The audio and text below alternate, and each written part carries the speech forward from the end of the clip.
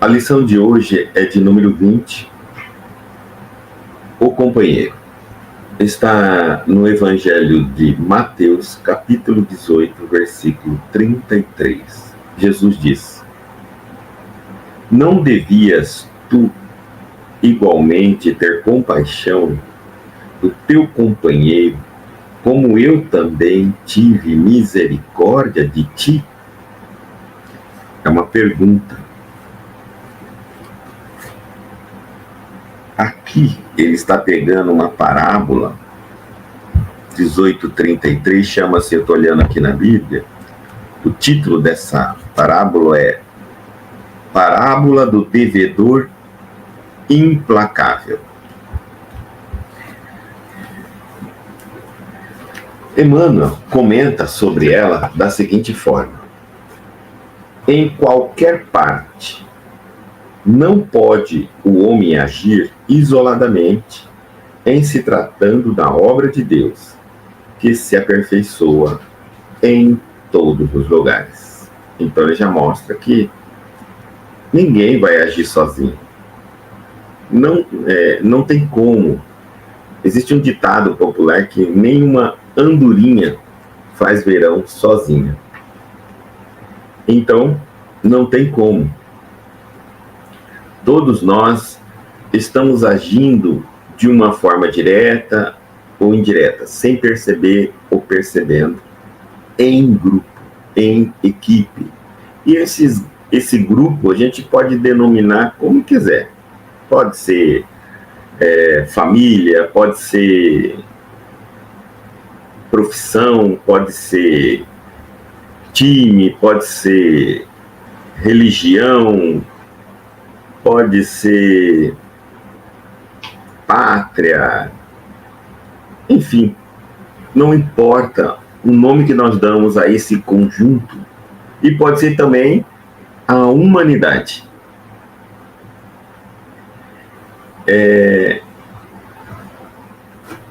O Pai estabeleceu a cooperação como o princípio dos mais nobres, no centro das leis que regem a vida. Cooperação. No recanto mais humilde encontrarás um companheiro de esforço. Já avisa que dentro desse grupo, dentro dessa coletividade, dentro dessa humanidade, né, nós vamos encontrar, mesmo no recanto mais humilde, vamos encontrar um companheiro de esforço. Esforço para quê? Para nós, para cada um de nós. Inclusive, tem uma passagem que Jesus fala: quando 2 ou mais estiverem falando de mim, ali estarei presente, mostrando também que até mesmo a oração, né, é feita em grupo. Olha que bacana. Aí alguém pergunta assim: mas e se eu orar sozinho? Não vou entrar em contato com Cristo? Ele não estará me ouvindo? Não estará presente? Estará presente. A ideia aqui é determinar exatamente um trabalho em grupo. Até a oração se faz em grupo. Olha que bacana. Até a oração nós fazemos ela em grupo. Você e seu benfeitor. Mesmo quando você pensa que está orando sozinho, já tem 2, você e seu benfeitor. Em casa, ele está falando agora, ele vai discriminar esse companheiro de esforço nosso. É o companheiro que vai exigir de nós esforço. Agora ele vai classificar esse companheiro. Em casa, ele pode chamar-se pai ou filho. Pode ser seu pai, pode ser um filho teu, que vai lhe exigir esforço. No caminho, pode denominar-se amigo ou camarada de ideal.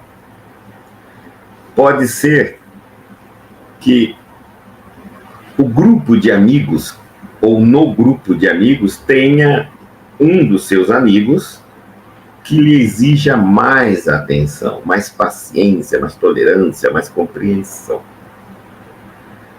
Ou o camarada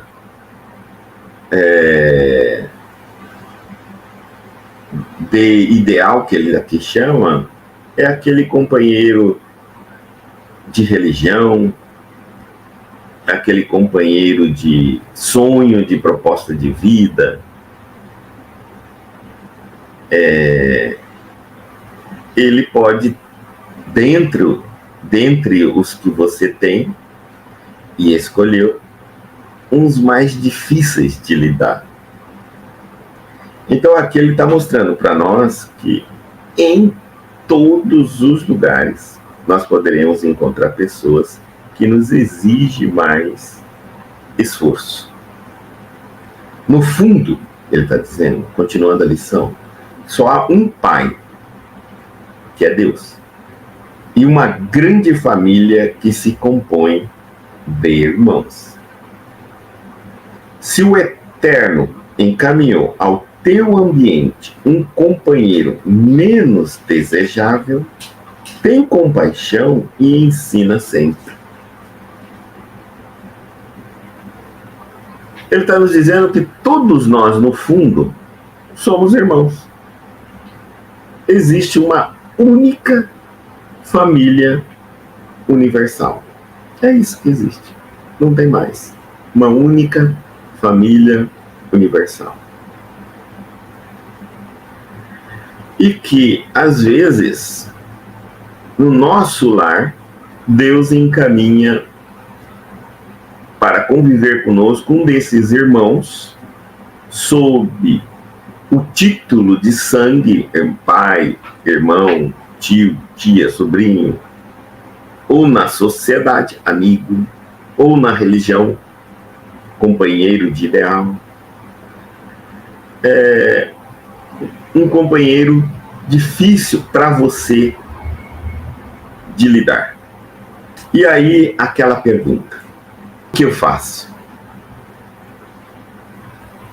Não é o que você desejaria.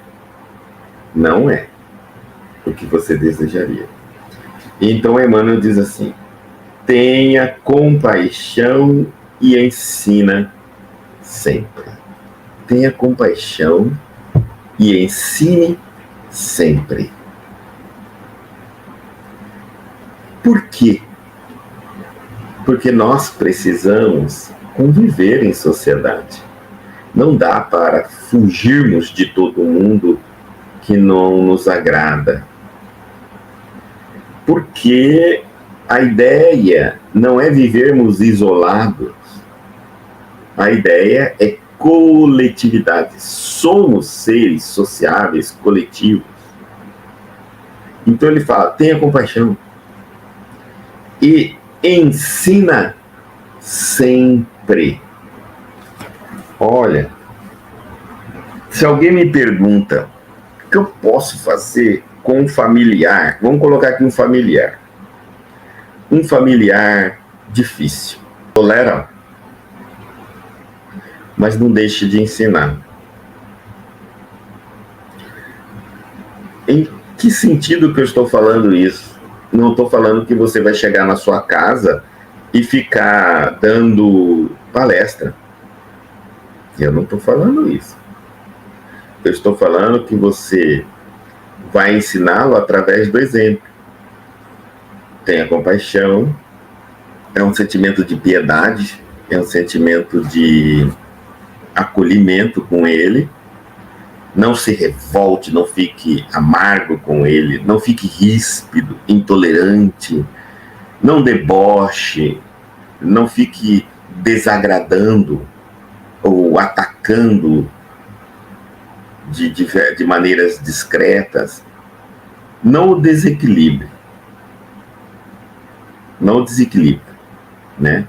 Ou seja, o que ele quer dizer para nós é: tenha compaixão e ensina no teu exemplo, principalmente na frente dele, desses familiares difíceis, principalmente na frente desses amigos que nos exigem mais paciência, mais tolerância, desses companheiros de ideal que às vezes a gente ouve eles ensinando, falando e ao mesmo tempo cometendo graves erros, em especial uma dificuldade de se lidar com ele, na nossa parte de se lidar com ele, principalmente na frente desses, tenta ser o mais correto possível. Não entra na ideia de que, já que essa pessoa não faz o que fala, não é perfeito quanto diz, me perturba, me desequilibra, me incomoda, me persegue, eu também vou mostrar para ele a minha pior face. Porque aí eu estou jogando fora a grande oportunidade de ensinar. Estou jogando fora a grande oportunidade de treinar o meu conhecimento, de praticar o meu conhecimento com esta pessoa difícil. Lembre que a gente nunca sai perdendo, porque até com as pessoas mais difíceis, a gente ainda ganha experiência.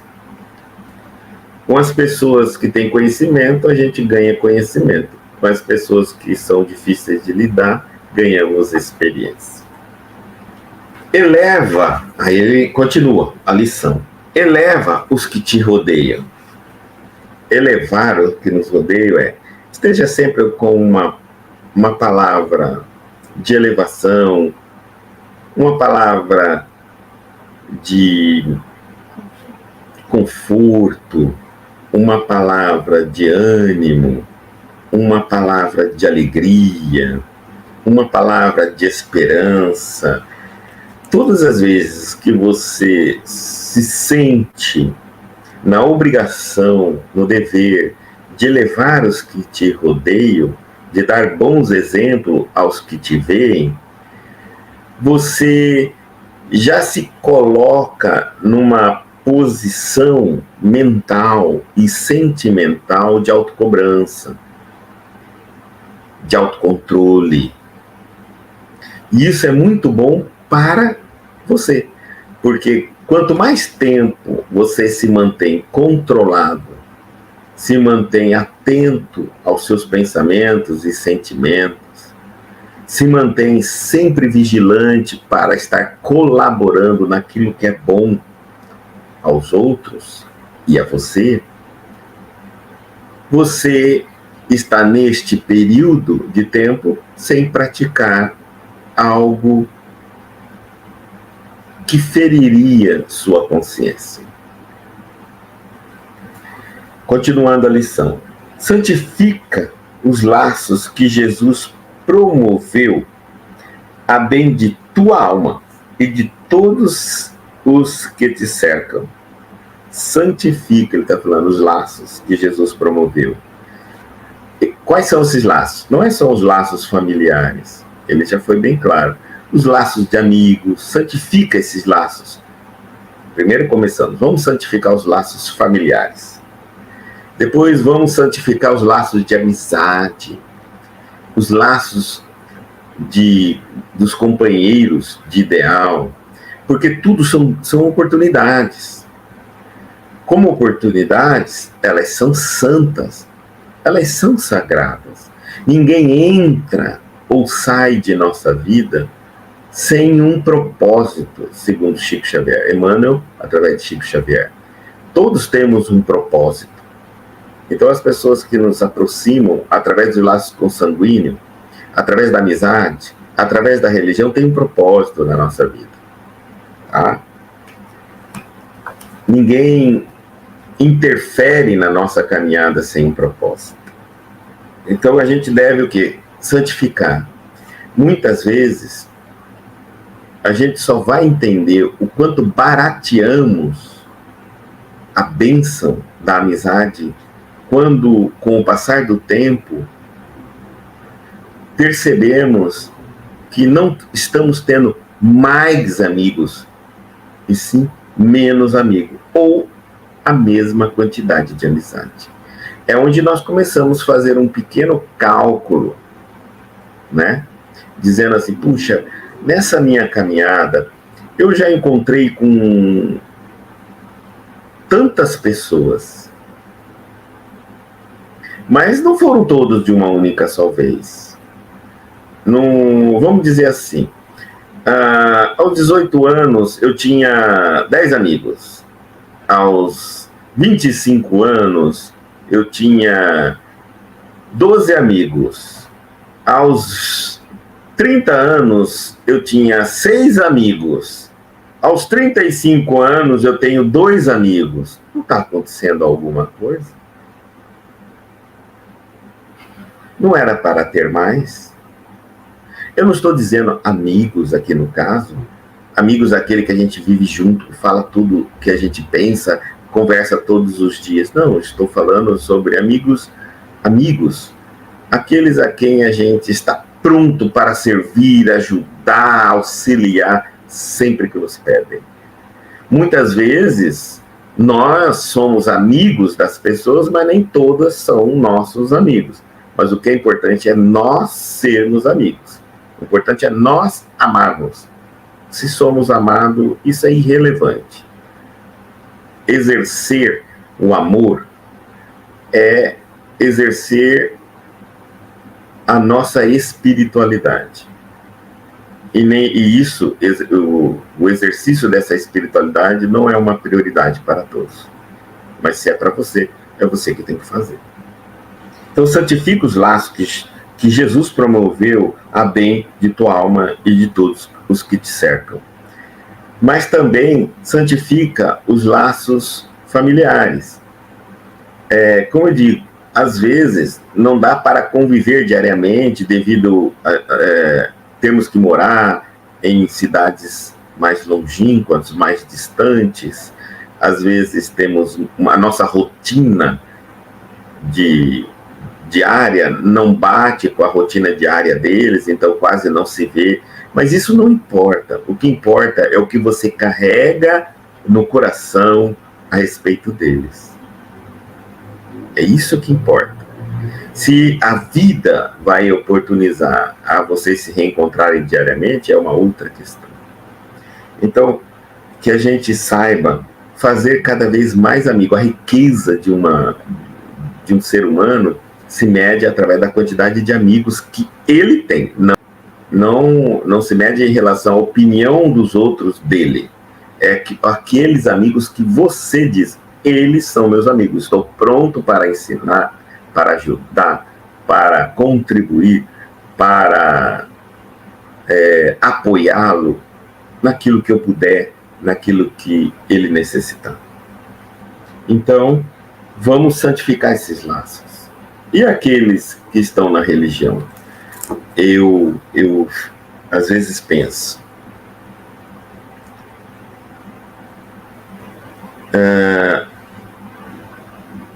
a família aqui ele cita 3 laços, 3 grupos. Primeiro a família, amigos e os companheiros de ideais religiosos. Na família, nós estamos vendo um fenômeno de diluição da família. Apesar dos casais continuarem se formando e terem filhos, parece que as famílias estão diminuindo de tamanho, porque nas festas onde deveriam se encontrar, pelo menos, deveriam estar cada vez maior a quantidade de pessoas presentes. Afinal de contas, um pai e uma mãe têm 3 filhos, cada um se casa, vem uma nora, um genro para eles. Então entram mais 3 na família. Antes, a reunião da família era o pai, a mãe e 3 filhos, 5 pessoas. Agora veio mais 3, eram para ser 8 pessoas. Cada um tem mais um filho, mais 3 pessoas. E aí nós já passaríamos 8, 9, 10, 11 pessoas. No entanto, isso não acontece. Por quê? Por causa da falta dessa santificação, da valorização. Nós não valorizamos os familiares. Então, nos afastamos, brigamos, nos desentendemos, e as famílias estão se diminuindo, os casais estão se desfazendo, as uniões, e as relações familiares estão também sendo destruídas. Vamos levar isso agora para o laço dos amigos. Com o passar do tempo, nós vamos conhecendo pessoas e deveríamos aumentar a quantidade de amigos. No entanto, isso também não acontece, porque no meio desses amigos, com o passar do tempo, nós vamos brigando, vamos nos desentendendo e vamos nos afastando. Nos companheiros de ideal, no grupo religioso, puxa, se até no grupo religioso isso acontece, a gente entra numa comunidade religiosa, dentro de uma doutrina religiosa, dentro de uma religião. E ali dentro, quando a gente chega, já tem outros. A gente faz amigo. Inicialmente, a gente torna-se amigo da grande parte daqueles companheiros. Mas logo, com o passar do tempo, vêm as desavenças, as brigas, os desentendimentos, os julgamentos, as opiniões, e daqui a pouco, nós, dentro daquela religião, não temos mais nenhum companheiro de ideal. E aí, então, nós o que fazemos? Fugimos, trocamos de casa, trocamos de igreja, trocamos de local religioso, de centro, e começa tudo novamente a contagem. Chegamos ali, todos nos recebem bem, nós também os recebemos bem, e com o passar do tempo, não fica mais nenhum. E dali eu fujo para outro, e assim sucessivamente. O que será que está acontecendo? Talvez santificar os relacionamentos. Santificar é colocá-lo acima de nós, um pouco. Vamos pensar. Os nossos interesses mesquinhos e pessoais. O que eu quero dizer? Se eu, percebendo que, apesar de adorar, de andar para cima e para baixo, de mão dada com o meu amigo de ideal, eu também não sou uma personalidade fácil. E sei, pela experiência da vida, com todos que assim eu fiz, briguei, desentendi e acabamos nos afastando. Por que eu vou fazer isso de novo com um novo grupo que eu adentrei? Então eu santifico, eu coloco que aquela pessoa que eu estou gostando como um amigo, como um companheiro, eu vou tentar preservá-lo, não perpetuando os mesmos padrões de comportamento. Ou seja, eu adoraria estar com ela para cima e para baixo, mas não sou uma pessoa fácil de lidar, e pode ser que ela também não seja, e daqui a mais ou menos 1 ano, 2, nós não estamos nem nos olhando mais. Para santificar essa relação, eu digo, é mais importante eu atê-lo, ou atê-la, né? Na minha lista de amiga, de amigo, santificando, ou seja, não vou fazer o que eu quero, vou fazer aquilo que preserva a nossa amizade, preserva o nosso companheirismo, preserva a nossa aproximação familiar. Porque se eu fico fazendo sempre as coisas que afastam as pessoas, essas coisas podem ser comportamento, a maneira de falar, a maneira de me expressar, eu estarei sempre repetindo a fórmula. Continuando. Se a tarefa apresenta obstáculos, lembra-te das inúmeras vezes em que o Cristo já aplicou misericórdia a teu espírito. Isso atenua as sombras do coração, está dizendo. ele está dizendo, já mostrando assim, olha, se conviver com as pessoas é difícil, se existe entre eles aqueles que te apresentam obstáculos, lembra que Jesus teve misericórdia. Aplicou misericórdia ao teu espírito. Lembra-se que você também não é uma pessoa fácil. E Jesus está aplicando misericórdia a você. É isso que ele está dizendo. Por quê? Olha, isso atenua um pouco. Você fala, poxa, se Cristo tenha paciência comigo, se o Cristo tenha misericórdia comigo, eu vou dar um pouquinho também de paciência e misericórdia e vou evitar a copiar, a fazer os padrões de comportamento que não dão certo. Tá bom?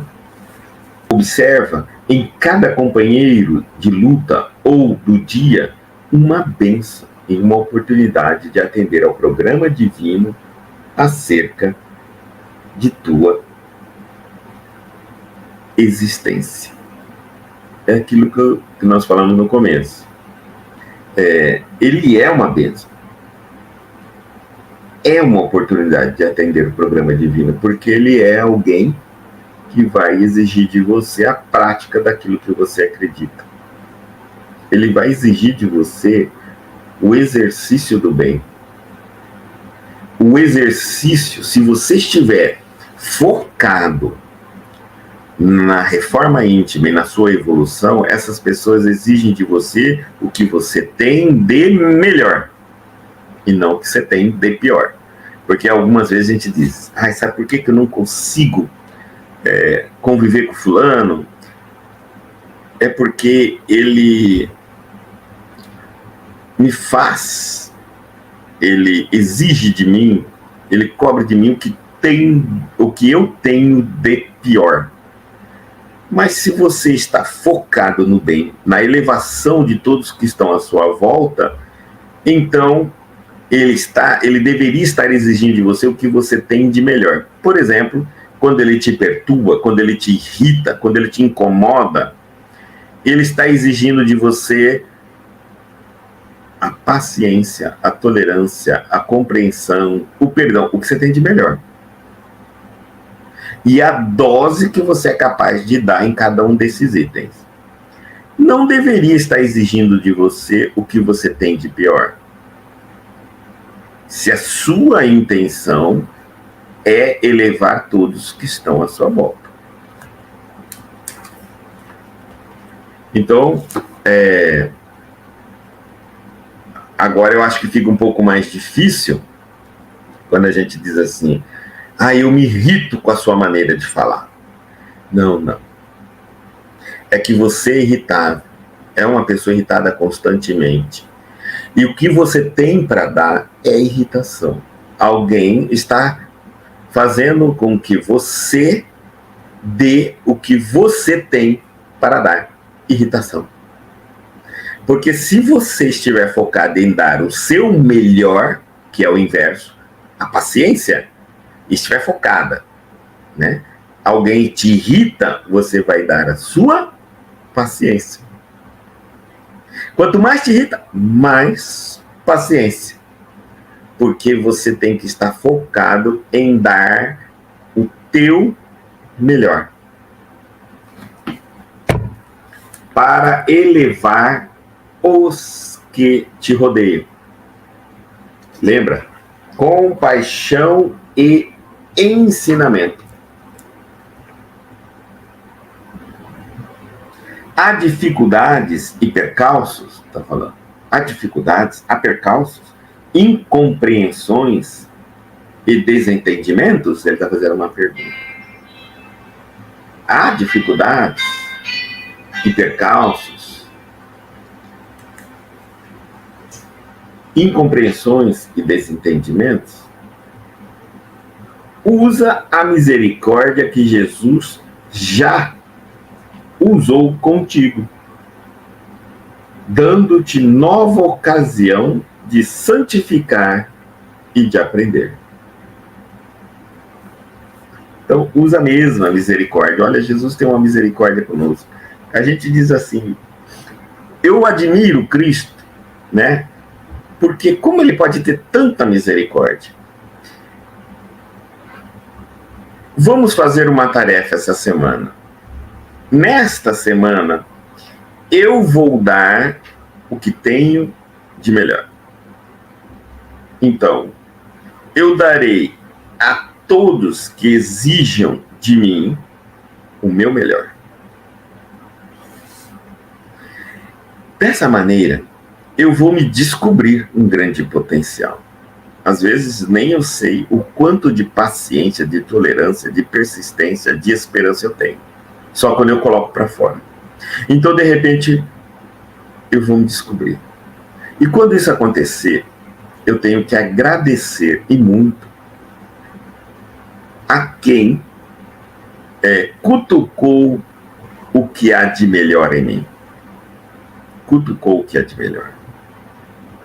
Agradeça. Então, não perca a oportunidade para santificar e aprender.